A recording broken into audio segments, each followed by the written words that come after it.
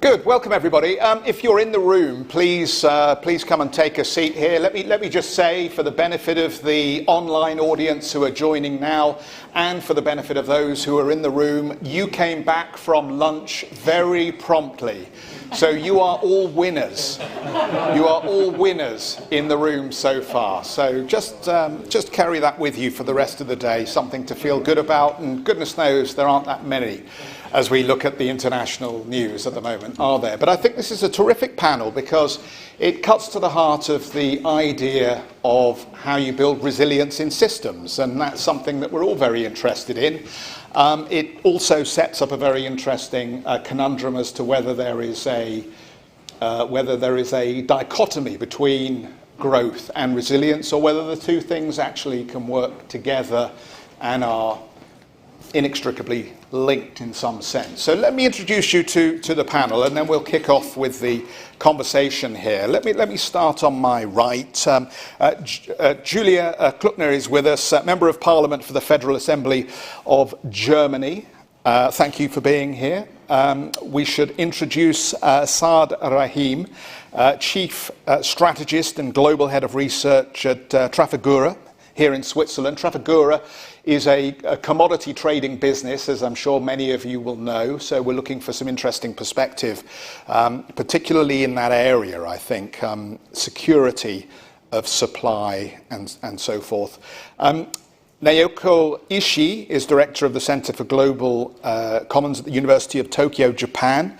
Good to have you with us. And Sarah Otter is the Global Chief Risk Officer for Deloitte USA. So I was barely in this room, just to fill you in, before I was mugged collectively by our panel, who seem outraged by the very idea that resilience and growth are not connected ideas and somehow they're working in opposition. And Naoko, since you seem to be the most angry, can I perhaps ask you to start here? So what is wrong with the premise that there is somehow a conflict between growth and resilience? Well, I was so puzzled and outraged with this and the underlying assumption that the growth and resilience are at odds or are not compatible, because what we have learned for the last decade or so is that the sustainable growth needs to incorporate resilience, a lot of elements, which is helping to build a resilience. So what have we learned if we still have to ask that question? So that was my source of the frustration. And the world, the entire world has already learned that we cannot just continue the very linear growth, only just a nominal GDP kind of growth. And that's why that in 2015, we had the SDG, we had Paris Agreement to incorporate those elements which the current economic model kind of, that ignored. So that so at that high cost, we have learned how to incorporate a kind of resilience with a natural system, more like a climate change, but also how to incorporate a social system or human capital, because we learn so much about the just transition is so important. So I thought this globe learned from the past decade or so that the sustainable development needs to incorporate those elements in it. So that's why that when I got the question, are we going back a decade ago to that the COVID-19, that the Ukraine situation added more challenge, and some part of this world is now talking about self-sufficiency or security, which may actually that going backward in my own philosophy. But then still we need to see that the sustainable growth without resilience will not be really that bring that right thing to the future. So is it growth, or is it the ability of communities to form agreements and work together in the same direction, maybe through multilateral organizations and non-governmental bodies, that's equally as important here? Because it's interesting, you've cited a number of recent crises that we've experienced, and a lot of the heat was taken out of those crises ultimately by international cooperation and not necessarily by a go-it-alone strategy. can I just ask you to expand a little bit on whether growth alone is the solution? Yeah. Again, what we have learned or gained through this past decade, particularly after 2012, that this Rio de Janeiro summit and Sustainable Development 20 years, is basically, it's not good enough for the only states to come up with a strategy. We need to bring those non-state actors or stakeholders, multi-stakeholders together to really push and not just chart the pathway, but also implement that pathway. And just that the state cannot do that. And in addition to that, this multi-stakeholder partnership needs to really show the world this is the direction we should go, then which will actually the sources of a lot of innovation, the courage to bring us to get over the social economic tipping points. That's why this the new, what we have learned the past decade or so is extremely valuable, and I'm worried that we are losing that importance of international collaboration, not just by state, but the multi-stakeholder actors to make it happen. Probably, as you said that, the preeminent organization I think of in Europe is probably the EU and then the Eurozone, which has brought a big group of countries together on a lot of similar issues. There is obviously still work to be done because there's a lot of disagreement in many, many areas. Banking union is something I talk a lot about, as is capital markets union, but of course migration, immigration, and so on and so forth. Julia, maybe this is a good point to bring you in, perhaps to share with us some of the benefits, but maybe some of the challenges. At first, resilience and growth are the two sides of one coin, I would say. So, and the question is which growth is meant? The growth of companies, of national economy, of European economy, or common rule-based economy worldwide?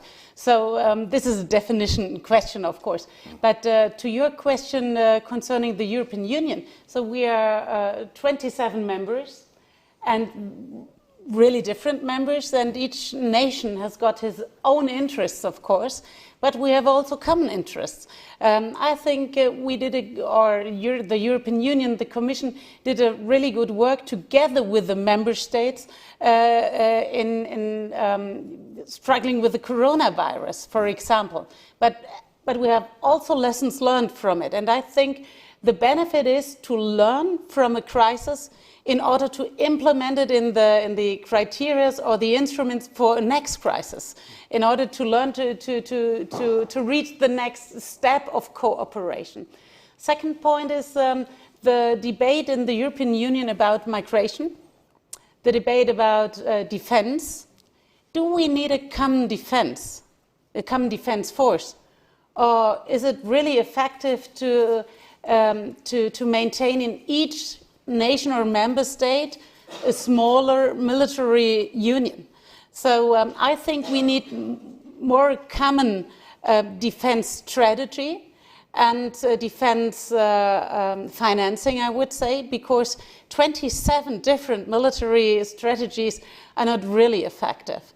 So this is the second point, and I would say our advantages are that we have to discuss with each other and have to find compromises. It's not easy, it's hard work, I would say. As a former minister in Angela Merkel's the last cabinet, I was the federal minister responsible for food and agriculture. And we have had this presidential of the EU-Präsidentschaft, the presidency we have had, and I have had to organize a common policy for food and agriculture. And you can imagine how different it is. Look to Spain, look to France, or to the Scandinavian countries. So we have quite different agriculture, quite different economy, and quite different consumers. But I think this pressure to find compromises helps us to understand each other. And I was really afraid in this pandemic, in the times of the coronavirus, that protectionism increased. And we need to work more together and find out who are our strategic partners, what are our values, and then fight for it. The bloc is sometimes accused of being slow in policy response, and the topic before us is how do you boost risk foresight and resilience, and how does the drive for efficiency help resilience or risk eroding it? How would the drive for a faster responding EU help or hinder, do you think, at this stage? Because I know there have been efforts to structurally reform the voting system, perhaps to prioritize those members who are bigger contributors financially, but they haven't really gone very far so far. That's it. The European Union is growing bigger and bigger, or it's become fast more members. And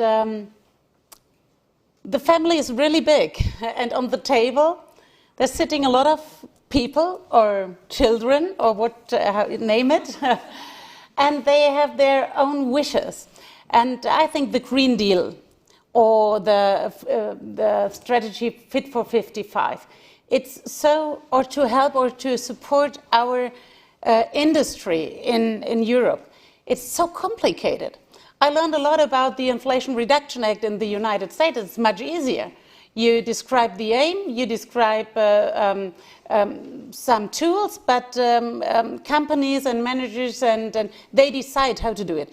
But in the European Union, there is a love to regulate nearly everything, and you have to read 400 pages in order to understand something, and after that you don't understand anything.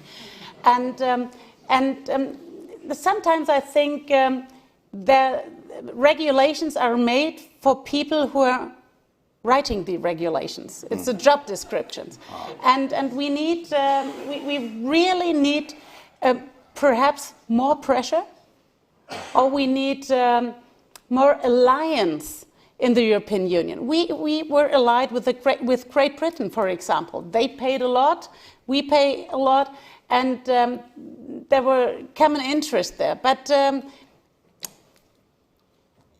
next year we will have the elections, and you can realize that the Commission or the different commissioners from different parties now point out their new positions, what they have in mind. But at least it depends on majority, of course. But the bureaucracy, the documentation, the duties we have got, it's not effective. It isn't. So we want this climate change to stop. We want to be more sustainable. We need wind turbines. But in order to get a wind turbine planned or built, you need 6 years, 5 or 6 years. So it's not possible to reach your goal then. Wow. That's, sorry, but I love the European Union. Right. So what do you think? I mean, this is a panel about creating resilience and responding appropriately to speed solutions. What is the right answer to Europe's dilemma? I think to realize the dilemma, and we do it. That's the first step. Second is that we realize that there are a lot of crises and we need partners. And if we compare our behavior or solutions with others, we can learn. I mentioned the Inflation Reduction Act. And third point is we are under pressure. Look at Russia, the lessons learned from this conflict. Russia, China, Iran, or India, who is working together? What are is there a new polarized world? And we are close to the classical partners, I would say, and we have to underline that. And this, I think, this is the point of solution. If we work together with others, and for trade agreement, for example, 10 years ago, everybody in the European Union thought that we can teach others out of the world. We are on the moral higher level. The sustainable goals, everything into agreement, into a trade agreement. This wouldn't be as successful. And the European Union or the Commission realized that. And I think now we must and we have to rely on these partnerships, and so we need compromise. And this is the pressure from outside in order to be more effective now. Sarah, one of the ironies is that this economic conflict, particularly around IRA, may actually generate better solutions for the pathway to emissions reduction and a greener planet. And yet, it is painful in the moment. It is painful between China and the United States, but it is particularly painful, it seems, for Europeans at the moment who thought that America was a natural partner on this journey, and now they find themselves catching up because European companies are now voting with their feet and moving their businesses to the United States to get access to the capital. Just give us your take on how this plays, because this is more the private sector working with governments to achieve greater goals and inevitably, I think, the panel would agree, largely make the systems more resilient. Yeah, I mean, I think one of the things we were talking about also before the panel is kind of the role of this building self-sufficiency, and does that build resilience versus, collaboration. And I do think it's really important to build on the lessons that we have learned over the last years with Russia, with COVID. I think that taught us a lot about on kind of that value of collaboration, and maybe the self-sufficiency being attractive kind of in the moment, but not for the long run, because our economies are so tied and interconnected, and so you get things like that of European companies coming to the U.S., for example, to capitalize on what those kind of gaps are, and I would say the same thing when we think about there's a lot of talk about the decoupling of the U.S. and China economies, but if you step back and really look at it, that's not really happening, right? There are sectors and there are interests of different governments that are, very much real. This economic confrontation that's taking place in terms of sanctions, in terms of limitations on transfer of technology, but the reality is the economies remain really intertwined and that's good for everyone that they are. So that challenge is, how do we kind of use collaboration and to avoid that we kind of separate into camps of self-sufficiency in the name of resilience. How do we do that? A great question for me, but as the non-governmental person on the panel, right?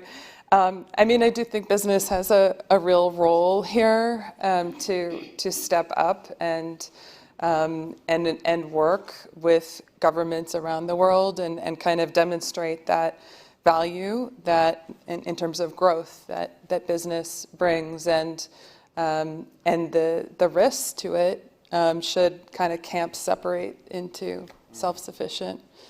Can I ask you a slightly unfair question? Probably, but I guess you're going to ask it anyway. To what extent do you think this narrative has now emerged because of Trump? And to what extent do you think having a Democrat administration that has at least talked the talk, if it hasn't necessarily always walked the walk, is taking us back to a world that we kind of thought we understood before Trump, where you had very clear friends globally and you worked with them, and you had very clear non-governmental and multilateral organizations that had roles in things like arbitrating labor disputes or trade disagreements and so on and so forth. Are we sort of past that history, or do you think there is still something in our future that will take us back to... Well, I'm not predicting any candidates coming forward because history has a way of repeating itself. But no, I don't think we're past it. I do think that the Biden administration has demonstrated, clearly a different approach to working with allies. However, the conflict with China is there, and to be honest, I think that's not really the one thing Republicans and Democrats agree on in the U.S. Congress is China, and that's a real challenge. And I think there's an element of needing to make sure that part of it is education, right? Like, do people really understand the impact of where this could play out? Recognizing there are real geopolitical security interests, but some of the economic sanctions that are more at this point discussed, not in place, they could really impact in a negative way also people in the United States and their cost of, their quality of life, and not to mention developing markets and kind of how that confrontation could play out for other parts of the world. So while we're role-playing here and we're trying to come up with scenarios that improve resilience, improve growth, and improve the lot of most of us, is there anybody on the panel who doesn't think that engagement with China is the answer? That taking a much more confrontational approach is the answer to address what appears to be Xi Jinping's fragility and attitude towards international relations? No, I think we all agree then that China's part of it. So you need to engage rather than butt heads. Yes, Ursula von der Leyen, she called it not decoupling, de-risking. Right. It's the de-risking question. Which I'm not sure we really understand, do we? Yes, perhaps that's the point. Right. That's de-risking means not to rely only on the power of China. Right. In Germany, we don't only make business with China, we make business in China. And this is could be riskful. And we rely on these for our sustainable Wärmewende, how to call it in English. So the climate change. We want to stop the climate change and we want to transform our industry. But we are absolutely dependent on this on products from China, and this is really riskful. And it doesn't mean that we must decouple and struggle with words and diplomatic heat, but we must be aware of our position. That means de-risking, I would say, and find new partners in Australia or Mercosur, etc. Saad, you know a lot about getting stuff around the world very efficiently from place to place without duplication, without frictional costs, without additional burdens. Having multiple partners increases all of those things. That's exactly to your earlier question, to say that, in a sense, that it's binary, that either you were saying we're either working with China or not completely without it, is absolutely the wrong strategy, right? And whatever your preferred level of engagement is, you still need to say, look, the realities are, this is the system today, that, if we look at battery metals, for example, people are all focused on where's the lithium, where's the cobalt coming from. Well, actually, let's look at the refining processes. 90% of that value chain sits in China. So you're not going to overnight then be able to replace that. Do you want to then, create alternative sources that you can rely on? Yes. But, and what I was going to say is, as an economist and as a trader, the thing that we haven't talked about, price and cost. right? Which are two things that obviously, because why? When you're building these systems, when you're building resilience, right? Okay, so I think you're absolutely right. There isn't a trade-off between resilience and growth, but there is a cost to building resilient systems, right? And we've seen that repeatedly in the last few years. And there are two ways really of building resilient systems, I think, if I'm oversimplifying a little bit. One is to continue building up, so in a sense, almost like a fortress, right? So you keep building more and more solidity in walls.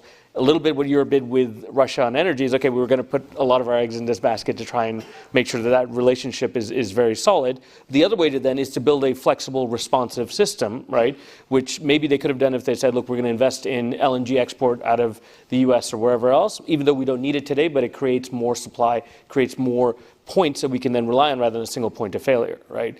And I think you're right, where what has been remarkable to us, I think, it has been the resilience of these systems over the last few years, right? And again, even the trade war back in 2019, COVID, the recovery, Ukraine conflict, by and large, I mean, we've had major disruptions, we've had significant costs, but the system has worked and responded such that energy and metals, all these things are still flowing. But as we look forward, we're saying, one of the things that we keep saying is that we are significantly underinvested across all of this, right? So there is a real cost to then say when we're looking forward to our energy transition goals, but even just our growth goals, right, is that we are not in a place that says, okay, we're going to be able to absorb bigger shocks from here on. With those shock absorbers that we had, that we spent a lot of money and time and resource building over the last 150 years, again, in oil markets and wherever else, but you don't have that. You don't have inventory. You don't have spare capacity. You don't have the trade relationships. And if you do start to get into a little bit more of a breakage into blocks, that overly complicates everything now already, right? And so I think for us, there's some real questions out there on that. So I mean, I think we all understand just in time and why just in time evolved as the smartest, the least expensive, the most efficient way for manufacturers to do things. All of the things that you've just said would imply that we don't go back to that world in a sense. And if you take the model that we're going to have to duplicate to build in security, and is that what you would take away from both the experience with grain and oil from the Ukraine war? Yes, I think that's it, right? Because we moved to just in time because it was the most cost-efficient system, but it was not the most fail-safe, most resilient in a sense. I mean, again, it has proven to be fairly resistant, but again, at a significant cost. So it's about where does that cost sit, right? Because you don't want to invest it now because you know that that's money going out the door and then not have to have that resilience later, right? But the problem is also you build systems and then you go, oh, well, that was a black swan event. We couldn't have seen that coming. And so many of these things are not black swans. They're what I think Xi Jinping terms gray rhinos, right? That they're actually right in front of you and you just choose not to see it. So when you're building these systems and you say, okay, how would we actually stress test this, right? What if you were to see, things that go out? The Saudi attack, the attacks on Abqaiq in Saudi, I don't know how many remember this, but in 2019, we were, at that point, we had much more in the way of inventories and everything else, but this took 5 million barrels a day of oil supply out of the global market. That could have been enough at a different time to crash the entire global economy, right? Because there's no backup to that system. But it costs a huge amount to do that, to hold spare capacity. So when we're trying to maximize profits, we're minimizing then this redundancy, right? And I think that's the kind of the key. I think that's a really interesting point that comes out of this conversation, that largely you all agree that you have to build some duplication into the systems now to give you that redundancy in case it's needed. We're going to open this up to questions, so please indicate with your hand that you'd like to ask a question at this point, and we'll hand out the microphones. And while you're deciding whether you want to ask a question or not, I'm just going to ask Naoko a really unfair question. Do you think Japan has exhibited resilience for the last 40 years after the collapse in the economy and the property prices that happened? I mean, from an economic perspective, it almost feels like Japan has never really come back to the growth rates it exhibited. But yeah, you look at Japan and everybody seems to be having an okay time now, and it's full of tourists now, and there are lots of great cultural things to do while you're there. I know I'm massively stereotyping, but did Japan exhibit huge resilience or did it fail? even for the last one day here, many people said to me that, oh, I love Japan.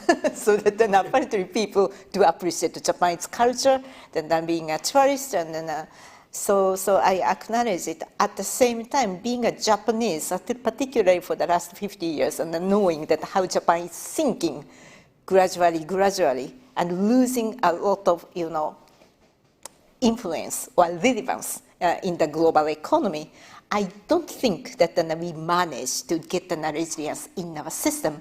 Rather, we are, because part of the social cohesion, we were kind of sinking together without creating a bunch of disruption. And so, in a sense, that we benefited from this social cohesion. At the same time, we really don't have this the power to get back and to even understand that if we are sinking or not, and if we don't like it, what to do. So that, to me, we are not necessarily presenting any kind of plausible the strategy for other countries to get in. Thank you very much for the answer. You've got a microphone. Yeah. Could you just give us a little bit of background so we know where the question's coming from, and direct it to whoever you'd like to ask? Sure. Rob Rashat from Canada. I work for a company called Fortinet. We're in the cybersecurity industry. And given that, I'd like to ask, I guess I would direct this to our friend from Deloitte. In terms of all the risks to growth, where would you place cyber risk, particularly as those risks are starting to move from the enterprise to critical infrastructure, knowing that there's significant organized crime and state players involved? Sure. So, when we think about cyber risk, it's one of those, when we think about enterprise risk management and we think about our heat map, it's always up there. It's never going to fall, right? There's always a new scheme, a new criminal, a new attack method that's out there. I wouldn't predict that we've kind of mastered that, but I do feel like there is some more stability that we see in terms of, at least from a business standpoint, there's been a heck of a lot more investment. I think there's a better level of understanding than maybe there was a few years ago about how impactful cybersecurity is. So in this panoply of risks that we're looking at, it's always one of the top risks. Does it rise above geopolitics? Does it rise above, the current financial stability, interest rate environment? It's hard to say those things as you compare them, but certainly a very top risk. And for us, sorry, just real quick, we've seen it again in commodity markets where you've had ransomware attacks on the largest, gasoline pipeline in the U.S., right? And again, thankfully you were able to solve that, but if that had been more than a few days, that would have been, again, economically ruinous, and we don't have a backup system for that line. And the interaction now between geopolitics and cybersecurity as well, where, shall we say, we have a few possibly state-backed organizations who are part of some of these attacks, right? And we saw that even in Europe, the largest copper smelter went down after they said we weren't going, and these are things that are important, right? And have not yet, I think, risen to that level of discussion. Gentleman there. Christian Keller, Chief Economist for Barclays. It's really a question to the entire panel. I'm not convinced. It started off with a great found protest that resilience and growth was not exclusive, and it all went together. But we ended up talking about redundancies, about voluntarily creating inefficiencies. The Saeed, finally brought the issue of price and costs, and and now in the end, we may be playing with semantics and redefining what kind of growth we mean, but fact is, it does seem to me something that is a less efficient world, and typically efficiency and growth is related. So that was my question to the panel. And one quick thing on Japan, just because it came up. I really think we need to start talking a bit differently about Japan when we talk about growth in particular. GDP per capita in Japan, and I think Ishii, you would confirm this, has been as good as in other countries. They just have low population growth and declining population, but per capita, if that is what we want to measure, how people are individually, Japan is doing well. They're not sinking. Well, if you want to talk about resilient, 40 years and you're still the third largest economy, right? So there's some resilience there. Yeah, right? Absolutely. Absolutely. But let's take the other point. So I think that's interesting. to you, I think. It's a pushback on growth and resilience. Yeah. Yeah, do you want to address? I think so. If there is any kind of short-term conflict, it may be true. But when we talk about growth, it's going to be longer term, sustainable growth. I think we are talking about from that point of view, the longer term sustainable growth. It is that at odds with the planetary system, because we don't really price that the natural capital, and it's not really sustainable because of human capital, because we completely, not ignore, but under current system, we really don't do justice to the global south. So that when I see this huge challenge coming anytime soon from climate system or natural system, and also that an injustice to the global south, I actually don't think the current growth is the good thing to have. And in that sense, the growth, in my own definition, and resilience will be compatible. Sorry, just quickly then from my side to add as well, right, is to build these redundancies, it's still investment, right? You still have to then employ people to go build some of these things. So there's still, okay, and you can argue, is it the most efficient use of capital in the short term? Again, maybe not. But also then what you don't want to have is to find out that you don't have a resilient system, because the cost to growth at that point could be significant, right? And again, we did see that in Europe last year. We didn't really have quite as resilient an energy system as we wanted, so the cost became enormous, right? As opposed to saying, okay, if we'd invested maybe some of that earlier, we would have built more redundancy and more points of access, right? So it's a little bit, I think, there that depends on your definition. So, and I think there's also the what do we mean by short term and what do we mean by medium term? Because if we think kind of, well, we've got to manage a crisis every few years or so, then that, you're right, it's investment out the door today that we might take advantage of in 5 years from now. But we've just seen crisis upon crisis upon crisis, that the short term is getting very squeezed. And my point of view concerning growth, what do I understand with the word or under the word growth?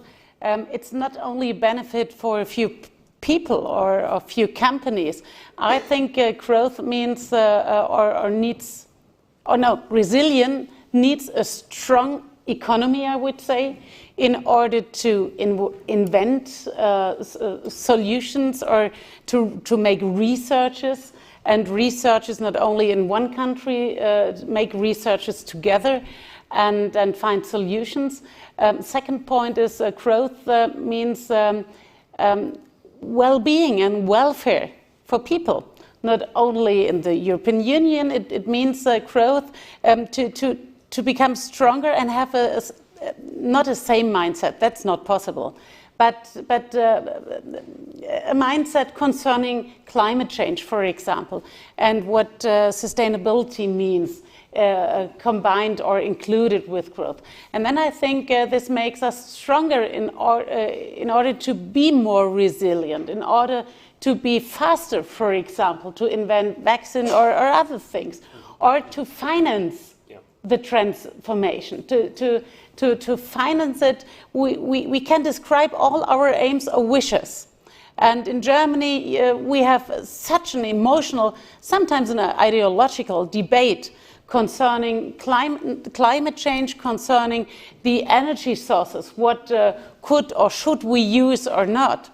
And Fridays for Futures or younger people, they are sitting on the streets all day long and want to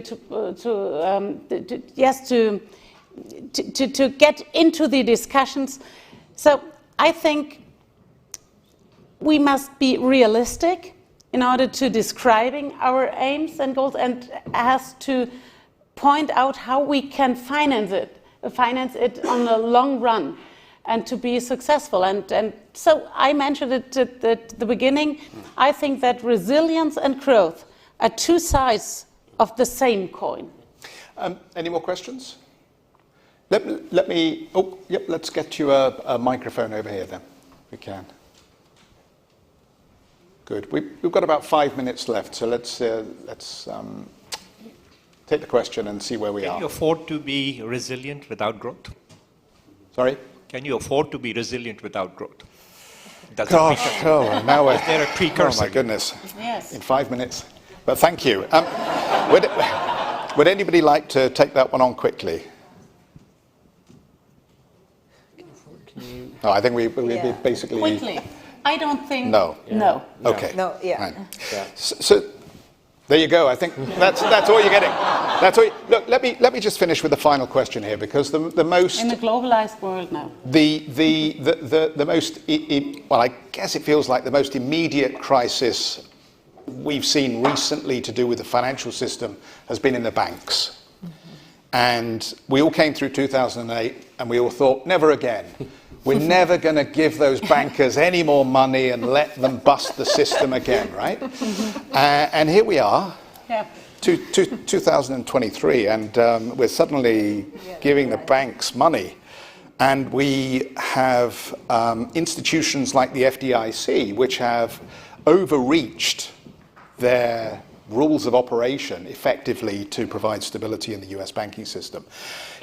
And we've had a government that's had to step in here, much to people's huge annoyance here, and basically shut down Credit Suisse and merge it with UBS, apparently breaking all sorts of conventions and understandings about what was acceptable to do with banks. So let me wrap up with a final question here, because sometimes it seems to be resilient, you have to either break the rules or make them up as you're going along.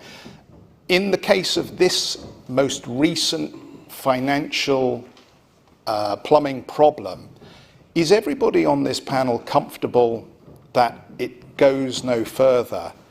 Or are any of you concerned that actually what we're just witnessing is the first round in a Tyson-esque boxing match that is going to run a few more months yet?